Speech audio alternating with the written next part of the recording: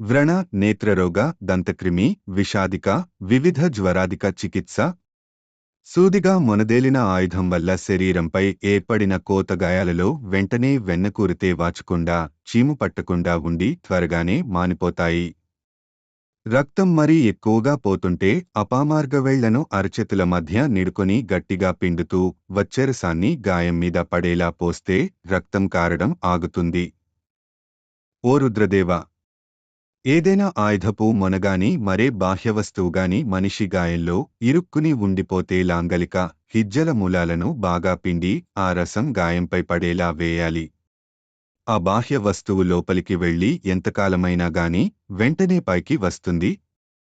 గాయాలు కాని, కురుపులుగాని చర్మంపై ఏర్పరచిన రంధ్రములు, గోతులు, చీలికలు మున్నగువాటిపై బలవేళ్లనుగాని మేషశృంగిని గాని గుండెచేసి నీటితో పలాస్త్రిని తయారుచేసి దానిని అద్దితే అవి తగ్గిపోయి చర్మం మరింతగా శోభిస్తుంది.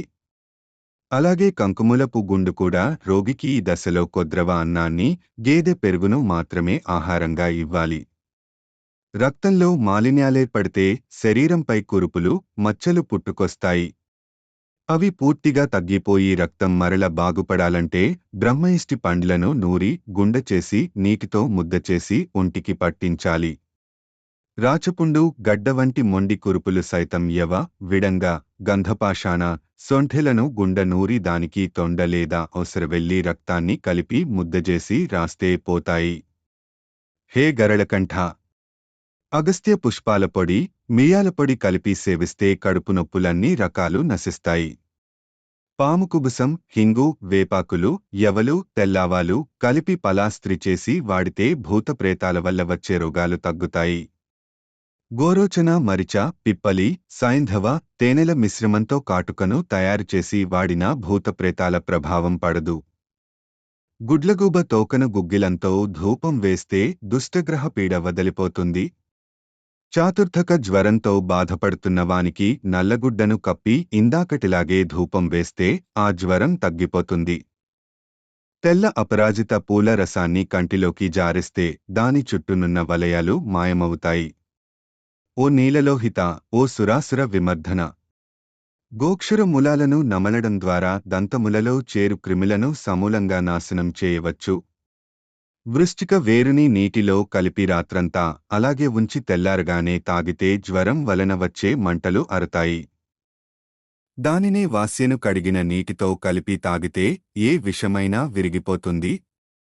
లజ్జాలుక వేరుని తన వీర్యంలోనే ముంచి ఎవరి చేతిలోనైనా పెడితే వానికి వారి వల్ల ఎటువంటి ఆపద రాదు. పాఠవేళ్లను మందుకు తగినట్లుగా శుద్ధిచేసి ఆవు వెన్నతో కలిపి తాగిన వానిపై ఏ విషమూ పనిచేయదు. రక్తచిత్రకవేరు, శిరీష రసాలను వాస్యజలంతో కలిపి చెవిలో వేస్తే పచ్చకామెర్లు, సర్వతాపజ్వరాలు తగ్గిపోతాయి.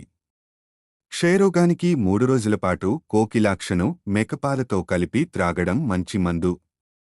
3 రకాల వాత రక్త వ్యాధులు కొబ్బరి పువ్వును మేకపాలతో కలిపి స్వీకరిస్తే సమసిపోతాయి.